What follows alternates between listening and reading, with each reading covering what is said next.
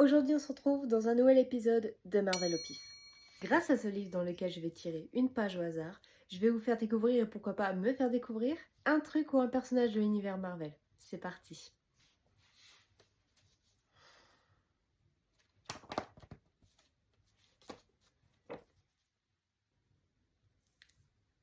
Je crois qu'on n'a pas eu beaucoup de méchants pour l'instant, si je me trompe pas, donc ça va changer un petit peu.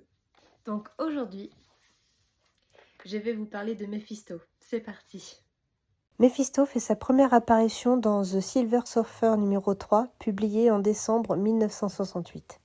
On ne connaît pas vraiment ses origines ni même d'où il vient, mais tout ce qu'on sait, c'est que c'est un être démoniaque d'un pouvoir immense, dont la soif de mal ne connaît pas de limite.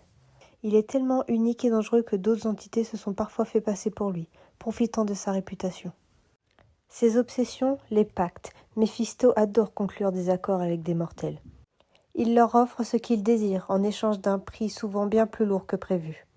Et à cause de cela, il reste une menace fréquente pour des héros comme le Surfeur d'Argent, Doctor Strange, Thor, Spider-Man, les 4 Fantastiques, voire même Daredevil.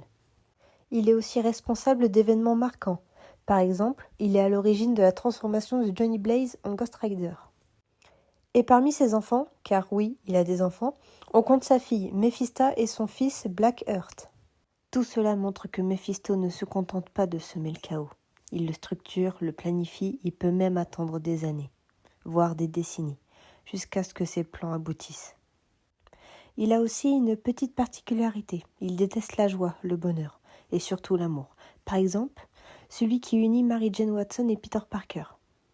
Il passe donc un pacte avec celui-ci, sauver sa tante May en échange de l'effacement de son mariage avec Mary Jane.